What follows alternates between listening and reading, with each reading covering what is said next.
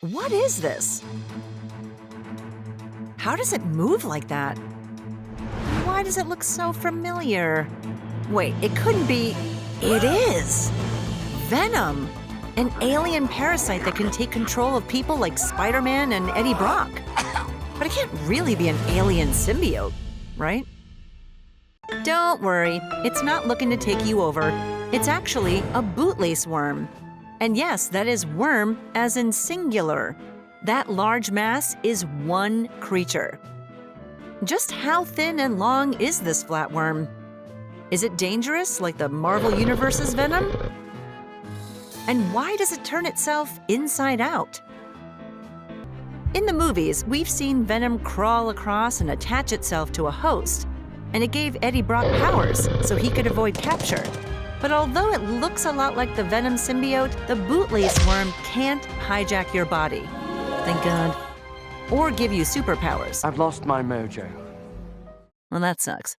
And even though it appears to be just a large mass of goo, the Bootlace worm is actually the longest creature on Earth. It may only be 5 to 10 millimeters thick, but it can grow over 55 meters long. That's almost twice the length of the world's largest mammal, the Antarctic blue whale, or the length of almost 700 earthworms.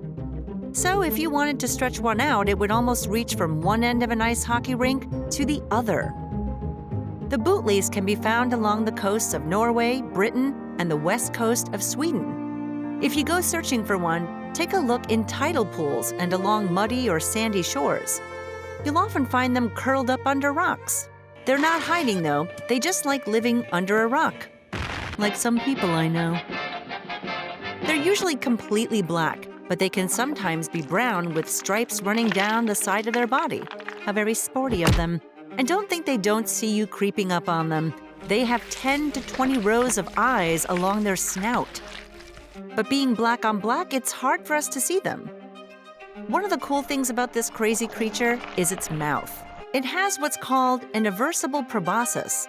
This tube shoots out of its head to grab onto prey and suck it back inside to be digested. It's a lot like Venom's tongue being used to attack its victims.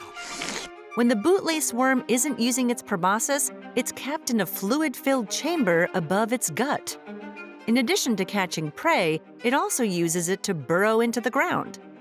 But one thing this worm doesn't have that Venom does are those massive fangs that Venom uses to deliver a toxic bite. And although the Bootlace worm doesn't bite, it can still deliver a potent neurotoxin through its mucus that can take down predators larger than it, including crabs and crickets. The mucus can disrupt the nerve cell activity of roaches and invertebrates and kill them. But it's not strong enough to affect mammals, so you should be fine handling them. You're handling it. But still, they're so icky that I'd make sure I had gloves on before picking one up, just saying. The Bootlace worm may not be as dangerous or as deadly as Venom, but I don't think I'd want to come across either of them. I'm just glad this worm doesn't have those awful fangs. Can you imagine one that hides on the sea floor and strikes suddenly with scissor-like jaws? Well, I can. We'll have a look at the bobbit worm on another episode of Crazy Creatures.